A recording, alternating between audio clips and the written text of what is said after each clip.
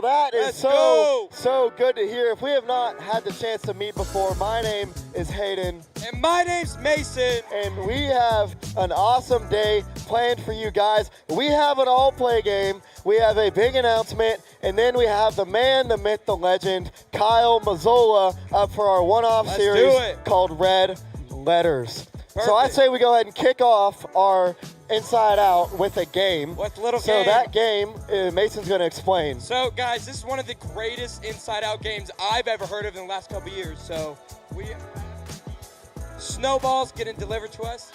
Snowballs. We have snowballs delivered to us. This is going to be an all-play game. So, I need everybody to stand up for me, please. Everybody stand up. On their feet. Everybody on their feet. Everybody on their feet. We're going to need guys on this side and girls on this side.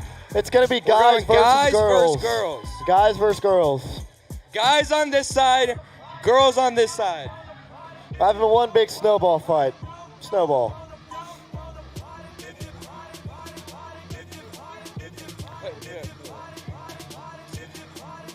Okay, so everybody please listen.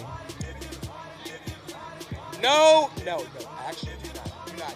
Y'all manage the girls. We had a feeling this was going to happen. Okay, so the rules of this game are very simple. As you can see, each side has y'all's own snowballs, and we're basically gonna be having a snowball fight. So there's gonna be a 60-second counter, and the goal for this game is to throw your snowball to the opposite side. So guys, you're throwing it this way, girls, you're throwing it this way.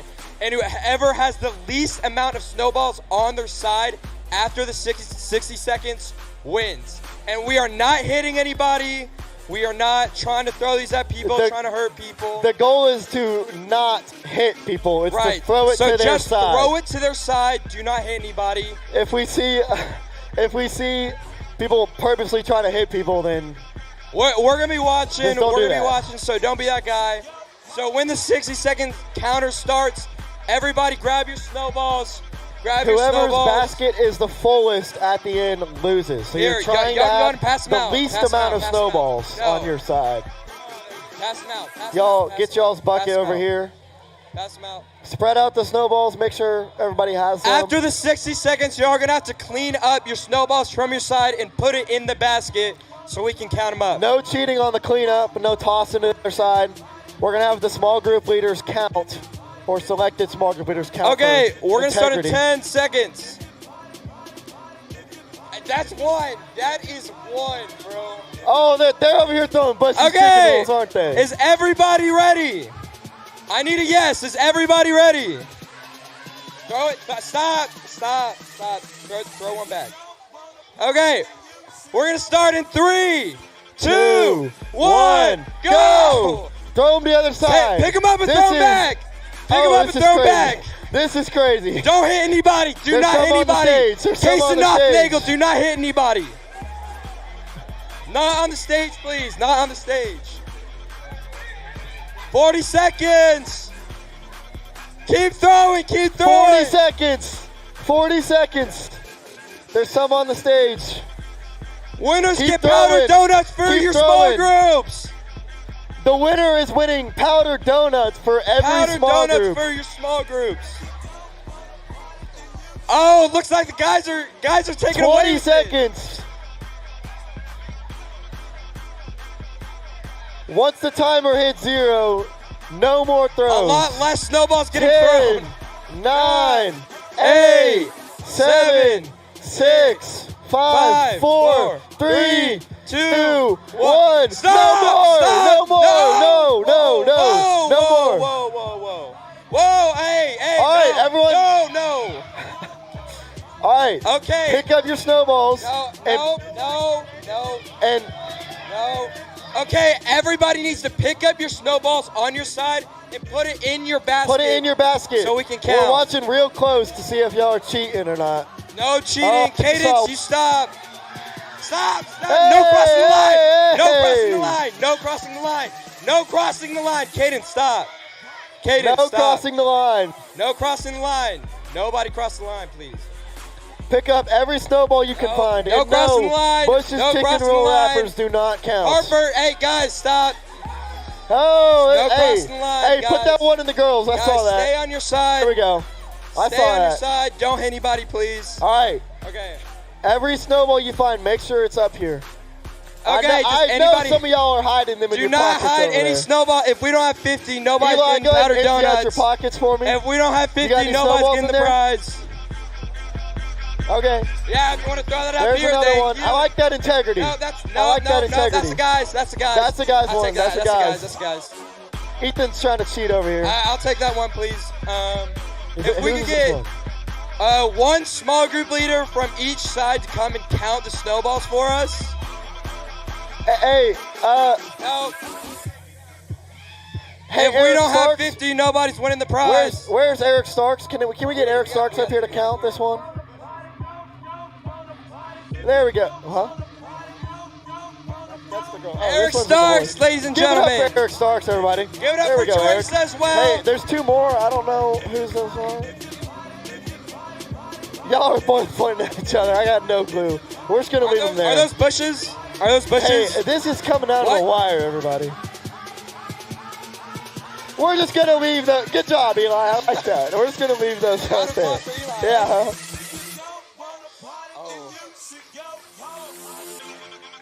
We have the results for the girls. Okay. Okay, we have the results. So we do not have 100 total. We do not. We don't. But- That's true. We don't have 100 total. There's So probably the guys some in some ended pockets. with 46 in theirs. 46. And the girls had 40. The girls The win. girls are going home with the dub. Congratulations, girls. If y'all didn't every hear- single Y'all are going to your small group with powdered donuts. every A single round one of y'all applause, small guys. groups will Good have a job. bag of powdered donuts to If share. everybody could find their seats safely, please, that would be appreciated. Find your way back to your seats, everyone.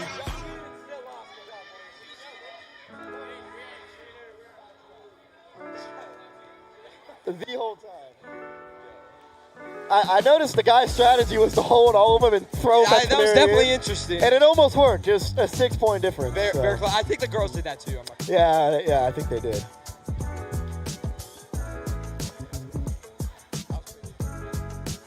Well, like I said earlier, we have one announcement for you guys, and unfortunately, it's not the most exciting announcement in the world, but the announcement is that next week we have no Inside Out, unfortunately, due to the Super Bowl. And real quick, let me get a show of hands. Who's cheering on the Pats this weekend? Patriots? Any Patriots fans? Patriots? Any Drake, Patriots? May? Anyone? Patriots? That's like one person in the room. One Anybody else Patriots Hey, fans? we got, we got Okay, well, I know Matt Keeney's back there somewhere rooting for the Patriots. Seahawks fans, anyone in the house? No?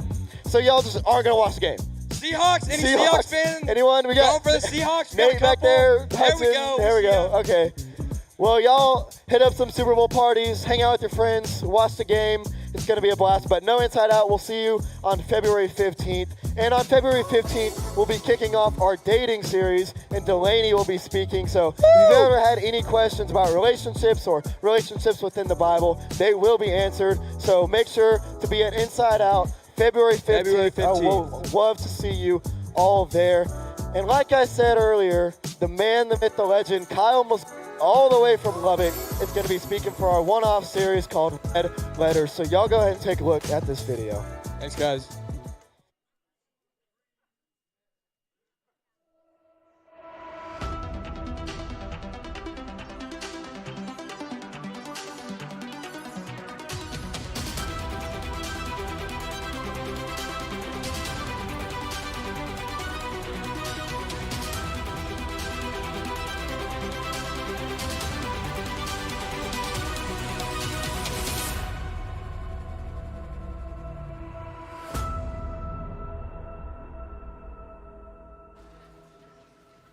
Hey, Inside Out, how are y'all doing today?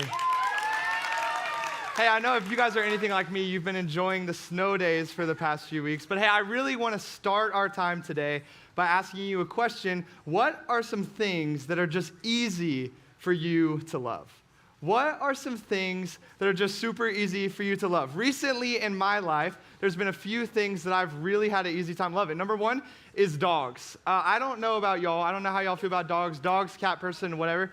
The snow days in Lubbock, we have a town dog that comes by our house, and he was pulling these little kids in sleds. He's a husky. His name is Obi. Adorable. I was like, I don't know if he could pull all me and my friends, but he was pulling people the whole time. The next thing that I have just found super easy to love is Chick-fil-A.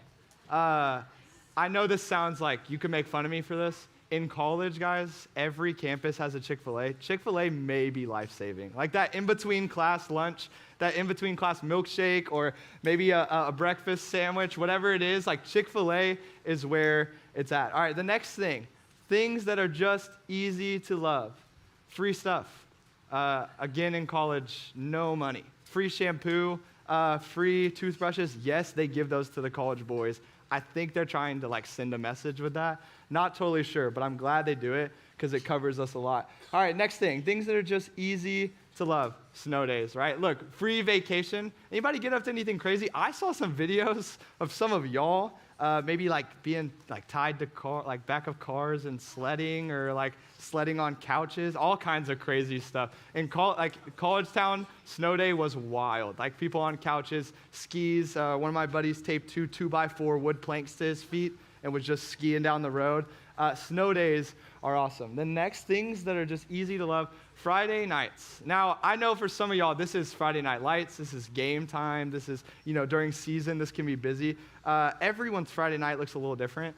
My favorite Friday night recently was just this last Friday. I got to hang out with my brother at his apartment downtown. We went to Topgolf. We played some Catan, a board game. I know that sounds I know that sounds like maybe super lame. Some of y'all are like, this is the lamest Friday night you've ever heard of. That's okay. I love that type of Friday night. That's my type of Friday night. But hey, look, things are easy to love. Like, things are easy to love. We love a lot of things, right? Things, money, all this stuff, easy to love. But sometimes there's also people that are easy to love. I don't know if maybe someone pops into your head right away, but we're going to talk about some people who are easy to love. For me, I'm going to start with my grandmother. My great-grandmother is 96 years old. She is getting up there. Don't know if she would like if I said that, but she's in Tennessee, so we'll worry about that later. I will tell you this though, every time me or my brother walk into a room, she's going to compliment us from head to toe based on what we're wearing. She's going to call us handsome. She's going to say we're so tall, and none of this could be true, by the way. You could be having the worst hair day of your life, and she's going to be like, wow, what you did with your hair today was really special. Other people who are super easy to love. Let's see what we got. Your best friend. I know, I would say some of you just hugged your best friend, right? Some of them are in the room, some of them are next to you, some of them are at home. Your best friend, super easy to love, right? Got your back, make you laugh, have some common interests. Your best friend, super easy to love. All right, who else do we have? People who are easy to love. Your small group leader. Hey, if your small group leader's in the room, make some noise.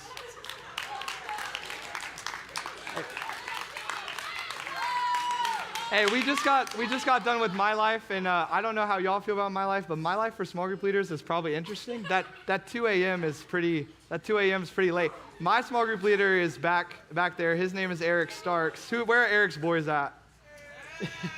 Eric Starks is my small group leader. I'll tell you what though, he wasn't always easy to love. The first time I ever met Eric, he showed up at my house about 3 weeks after we had started going to North Point, and he was like, Kyle, we're going to a movie. And I said, who is this man trying to take me to a movie?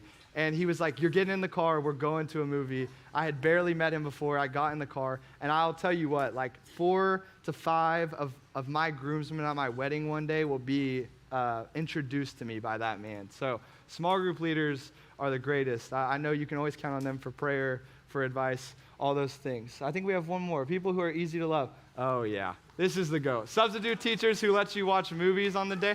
Hey, for me in this is like a teacher will cancel a class right before tech has a basketball game. Legendary teachers. They always give you the day off, another free vacation. But hey, look, things are easy to love.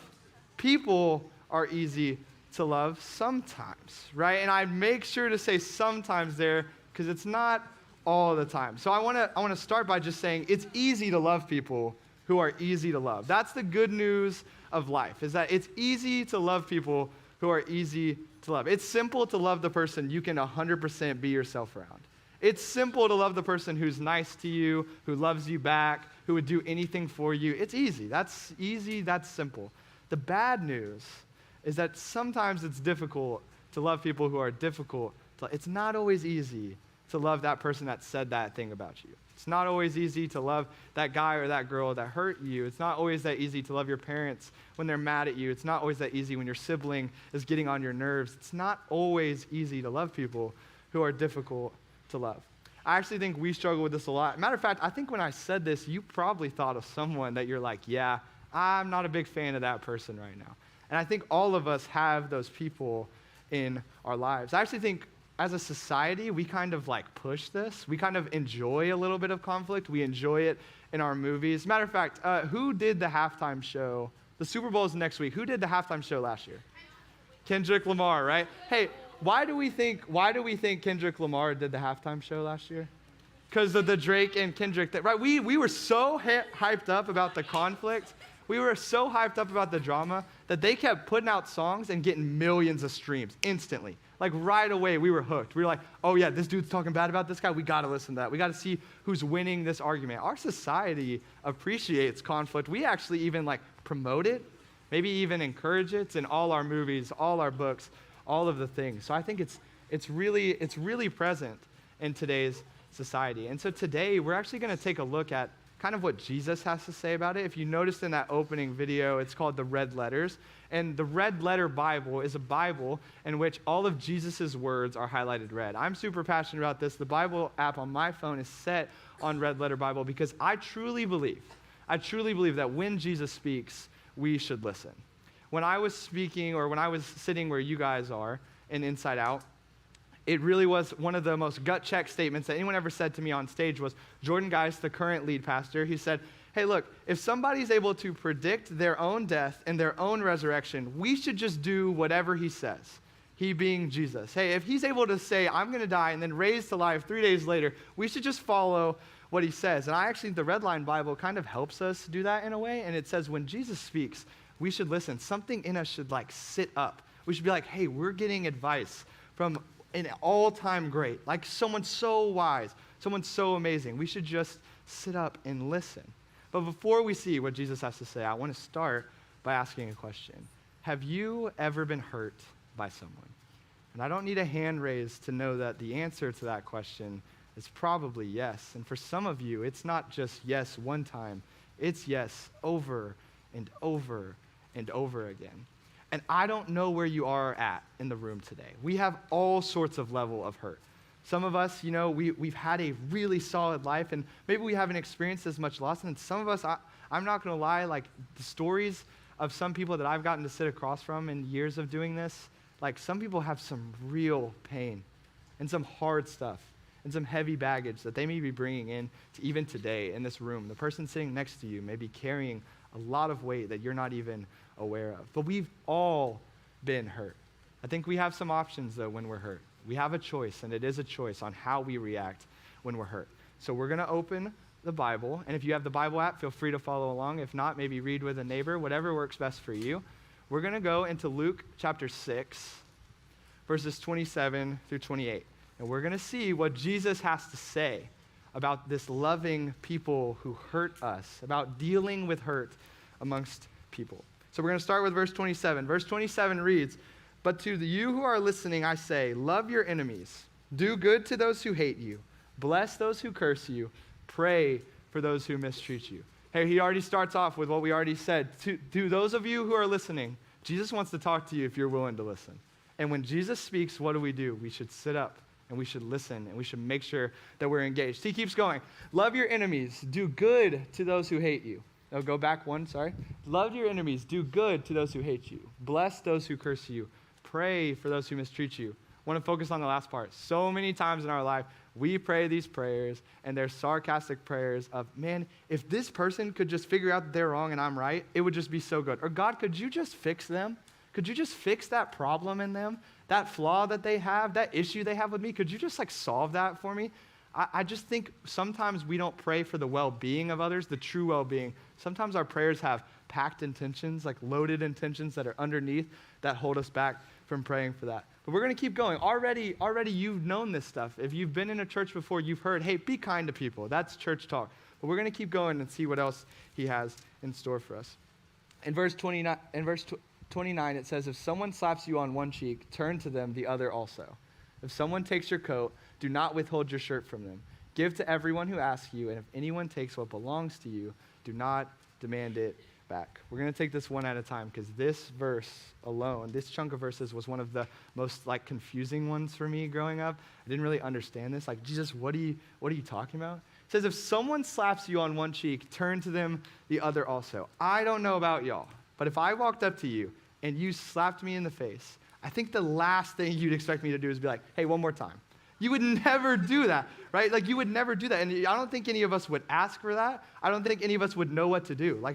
If someone slapped you in the face or if you slapped someone and they did that, I think you'd be really confused. You'd probably not slap them again because you'd be like, whoa, dude, there's a bigger problem here. That's a little weird. You're asking to be slapped. The next one, if someone takes your coat, do not withhold your shirt from him. If it's cold outside and you take my coat, the last thing I'm going to do is be like, hey, do you need some more? I've got some more socks, some more shirt. I've got everything you need. What do you need? We're not going to do that. We're going to be like, hey, man, I need that coat. Where is my coat? Why would you take that? Then it finishes with, give to everyone who asks you. And if anyone takes what belongs to you, do not demand it back. There's a lot of things that I think I would, if you asked me for them, I'd maybe give you it or consider giving it to you. But if you took it without asking, I'm going to be very mad. I'm going to be upset. Hey, that means something to me. I clearly did not want you to have that. That's mine. But Jesus is saying something that's so different than that and so hard to comprehend. But I love what he says in his next verse because it's so simple and it kind of sums up all of that. In Luke 6:31, it says, do to others what you would have them do for you. Now, again, if you've gone to church, you've heard this verse a million times. This is oftentimes referred to as the golden rule, something that, if all of us could just say yes to this and do it 100% of the time, we could walk out of this building and really probably change the world if we just treated everyone like we would want to be treated. But we all know that it's not that simple, right? We all know that that's hard to do. We all know that we've fallen short of that we've treated people worse than we'd want them to treat us, and that they've treated us worse than we've treated them. So this is almost like a challenge from Jesus. I think some of us sit here and we say, hey, if we could just get as close to this as possible, that'd be great. And I think Jesus is saying, yeah, take that next step. Not just, hey, be nice to people who are nice to you. That's easy. And that's what he's going to keep saying in the next few verses. We can go to verse 32. It says, if you love those who love you, what credit is that to you? Even sinners love those who love them. And if you do good to those who are good to you, what credit is that to you? Even sinners do that. He continues with verse 34. It says, and if you lend to those from whom you expect repayment, what credit is that to you? Even sinners lend to sinners, expecting to be repaid in full. But love your enemies, do good to them, and lend to them without expecting to get anything back. I think what Jesus is saying here is he's talking about conditional love.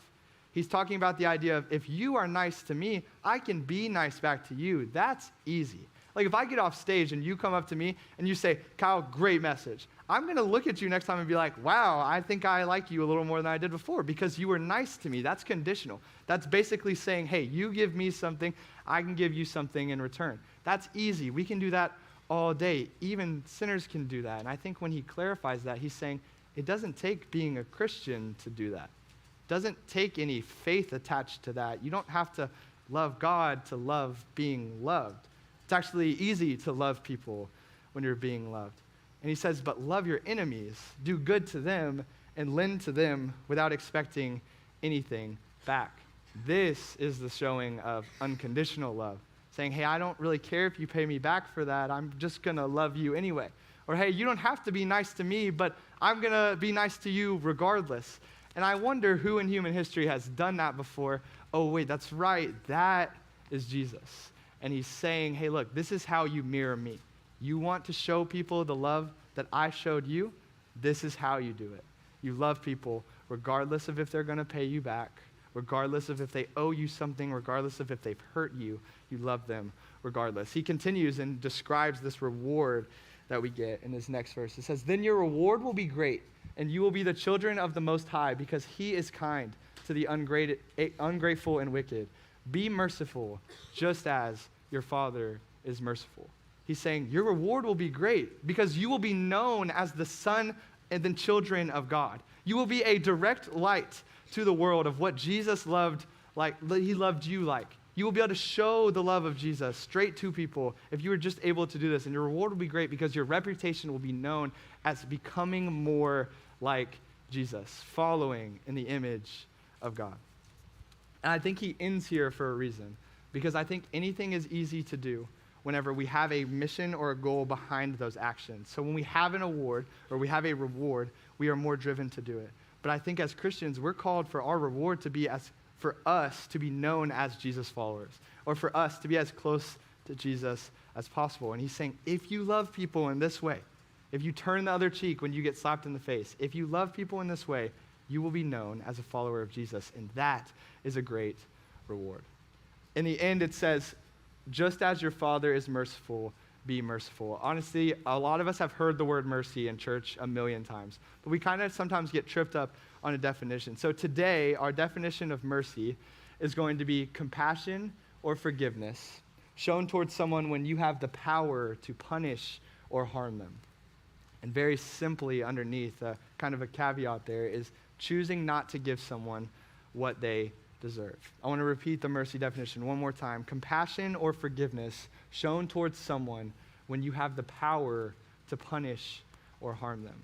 The idea of even when someone has hurt you and they don't deserve your love, by showing mercy, which is what you've been shown by Jesus, you have the chance to love them the way Jesus did.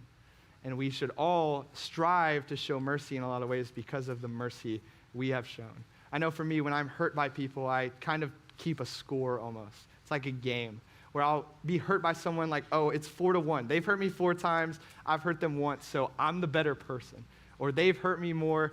And I think it's easy to keep score when you're winning. It's when you're losing that you struggle to keep score. And one game that I promise you will lose every time is when you try to keep score between you and God. And the mercy of God is also the mercy that we are called to show to other people. But it's not just this calling for you. It's not just, hey, you should do this because you'd be a better person.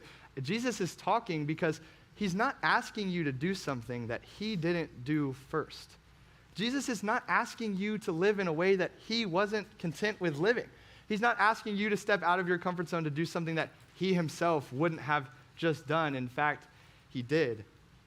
This next verse is in Luke chapter 23:34. It says, Father, forgive them, for they do not know what they are doing. Most of you know where this verse comes from. If you don't, this is a verse of what Jesus is saying at the moment of his crucifixion. He's about to die. He's about to breathe his last breath. He has been nailed to the cross. All throughout his life, Jesus has been hated on by the people around him. They've hurled insults at him. They've mocked him. They've called him names. They basically demeaned his entire character, said, you are not who you claim to be. You are powerless. They're mocking him while he is dying. He is hanging on the cross, and the criminal next to him is mocking him. There are people hurling insults at him, watching him be murdered. And he is sitting there, and he says, Father, forgive them, for they do not know what they are doing. They are actively hurting him, worse than any of us have ever experienced. And he still stood there, and he still looked at them. He said, hey, I'm going to take all of this, and I'm going to love you regardless. I'm going to love you either way. I know all of us have had very different levels of pain in the room today. I know that for some of you, this message is going to be easy, and you can take it and apply it to your life right away. And I know for some of you, this is going to take years to build with what you've had to go through. It's going to take years to get to this mindset of forgiving that one person or that one event in your life. We come from all different ranges of backgrounds, and I have no idea what baggage you're coming in with. I think the important note here with mercy is not justifying. Giving someone the gift of mercy and telling them that you're going to love them regardless of how they've treated you is not telling them that it is okay that you treated me that way. It is not telling them that it is okay that you did that to me or you said that about me. It's not. It's knowing it's not okay and choosing to love them anyway. So it is not justifying. Nobody wants to justify the pain that you've received. However, Jesus is calling you into a next step to say, there is a choice here, though. You can sit in that, and you can hold it in bitterness or judgment, or you can choose to turn the other cheek, and you can give the same mercy that you've been given to them. 2 ways that we can practically do this week, this month, this year. Number 1, start by asking God to help you see people the way he sees them. Prayer that I've been praying in my life and big time in our college ministry up in Lubbock is, break my heart for what breaks yours. God, break my heart for what breaks yours. Let me get in the mode of where I have glasses on, that I see the world and I see people the way God sees them. Because what would life look like if you were about to get in an argument with somebody and you looked at them, and right before you said what you were going to say to hurt them, or right before you fired back, or you got judgmental, or you got bitter, you said, that person is made in the image of God, fearfully and wonderfully made, absolutely loved by God. No, like God wants to hear from them, talk to them, be with them all the time. I think your next sentence would probably not be what you were originally going to say. You take a deep breath and you may have a little bit of a reset. Number 2, choose curiosity over judgment. We as a society are so judgmental. From the time you're young, you were told, hey, don't judge a book by its cover, but we always judge a book by its cover. Matter of fact, scientifically, I think they say it's 10 seconds. You can meet someone for 10 seconds and already make a bunch of assumptions about who they are, how they look, what they are, everything that you can do. You can make assumptions about someone immediately because we choose judgment over curiosity. One value that I've learned here at North Point, one commitment that I've learned here in the 3 years that I've been an intern on staff with Camp 75 is this one. When there's a gap between what I expect and what I experience, I will believe the best. Now, if you're an LDP, you've heard this a million times. You may have even heard us say it on stage a few times if you've been to Inside Out consistently. But when there's a gap between what I expect and what I experience, I will believe the best. So many times in my life, someone has said something to me or done something to me, and I have immediately ran with the worst. I have immediately been like, they did that on purpose to hurt me. They said that so I wouldn't come back into this building. They did that on purpose so that I would feel worse about myself and they could feel better. So many times, I have immediately ran with the worst. What would it look like for you to take a week, to take a month, to try to look at things in the best? Hey, maybe they're honestly reflecting that. Maybe they didn't mean that to literally just hurt my feelings. Maybe they said that because they were just thinking out loud. What would it look like to shift your mind to maybe think, what's the best? And I'll be honest with you guys. That's the point of the application. This is how you practically do it. But I really wanted to kind of like let you guys in to see how I've seen this in my own life and how I've had relationships lost by people that I just couldn't love even though they hurt me, and how in my life this has shaped me. I think when I was born, when I came into the world, I was a very curious young boy. I really was. I think I was like, hey, what's that color? What's that food? What's that smell? I asked a bunch of questions, read a bunch of books, was learning a whole bunch at a young age. Like I genuinely wanted to know the answers to everything. As I grew up, I went through elementary school, and I was still kind of daring. Hey, what's the limit I can push before I get hurt? You know, is the stove really that hot? You touch the stove, you start learning things that maybe you didn't have questions about. So now you're learning. Then you get to middle school, and I was going great. I really hadn't experienced much real loss in my life. I would say, honestly, there hadn't been many obstacles or hiccups. I was playing sports. I was loving sports. I was decent at sports. I mean, I was moving forward. I was making teams. I was good. I was good in school. I did all the things that I should. And then I got to high school. And I would say my posture kind of went from this, like I was open to what the world had for me. I was open to people. I trusted people probably a lot. Wasn't really hurt by people. Kind of was okay with doing the whole thing. And then in high school, I moved to Texas. And the first few days of high school, this like pretty nasty rumor got spread about me, about why I moved. And it really wrecked me in a lot of ways. Like it really made me question my identity. It made me kind of feel outcasted. It made me kind of wonder, you know, are Texas people just going to be like this? Should I just, you know, isolate? Should I just never come back? And honestly, some of the groups of guys that I had initially started clicking with, once they heard this rumor, kind of like ditched me. And maybe even made fun of me, kept going. I would call it almost like a little bit of definite bullying at some points in time where it was like a little excessive, where I would be getting social media posts or tagged in things or texted from random people on random phone numbers that I didn't even know, asking me questions about this rumor that had been spread. And I can remember being wrecked and like devastated by this. And so my posture really went from here, like, hey, I'm curious to what the world is. And it really went to here. And I started to really cower, and I started to back away from life. And I started to put my hands up and become instantly on defense, where I was like, hey, I'm just going to withdraw. Hey, like they're mean to me, so I'm going to leave. I'm just not going to hang out. And then, COVID hit, and I was like happy COVID hit because it meant I didn't have to go back to school right away. And there was all these different things. And I was scared, and I was defending myself, and I was having to deflect text messages and deflect accusations and deflect rudeness. And I was really pulling away and isolated. And I think once your hands are up for this long on defense, naturally, the next step is to start throwing punches back. And so eventually I got tired of being the one that got picked on or bullied. And so I swore, hey, you hurt me, so I'm going to hurt you way worse. I'm going to find stuff about you. I'm going to take you down with me. Like, I'm going to hurt you. And I took it out on everybody. Like, everybody. I took it out on my friends. I took it out on my family. I can remember being an absolutely horrible son and brother for a good 2 years of my life. Like, I can remember this all because I got so good at fighting. I got so good with my hands up that I was like, hey, you can come at me. This is safe. I'm safe here. I can punch back. You can't hurt me right here. And I got so good at fighting that I was able to push back and hurt you and insult you and judge you and become bitter. And it ruined a lot of the friendships that I had built.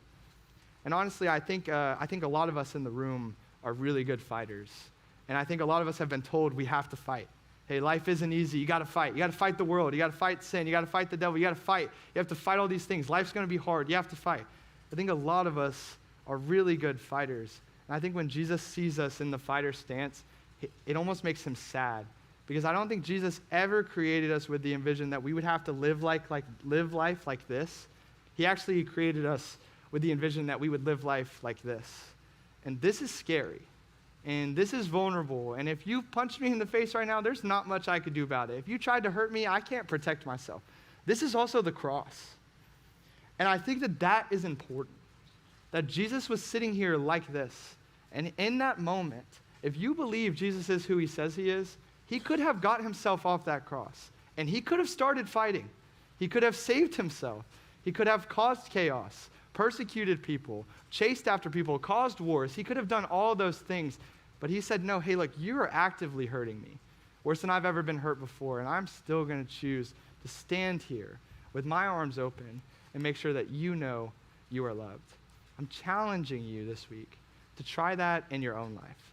When that person that said that thing about you comes back up at some point, what if you didn't respond with withdrawal, or you didn't respond with anger and aggression, but you just said, hey, look, I'm done fighting. I'm done. I'm just going to stand here. And if you want to take blow after blow, that's fine. I'll take it because I'm of a higher calling. I was made to love you when you do this to me. So I'm going to take it. What do you think they would do in response to that? Because I think they'd be shocked. I think the world would be shocked if we all did that together too. I'd love to pray for us before we head out into small groups. Dear Lord, thank you for these people. Thank you for this place. And thank you for this time. Thank you for safety over the last week as we endured the ice and the snow across the country. I'm so glad that we were able to come back here to Inside Out. I'm so thankful that you would send your son down to die on the cross, not to fight, but to heal the world. I think you sent Jesus down not to fight the world or to fight people, but to heal the world. And I think that because of our calling to live as close to Jesus as we possibly can, I think that's our calling too.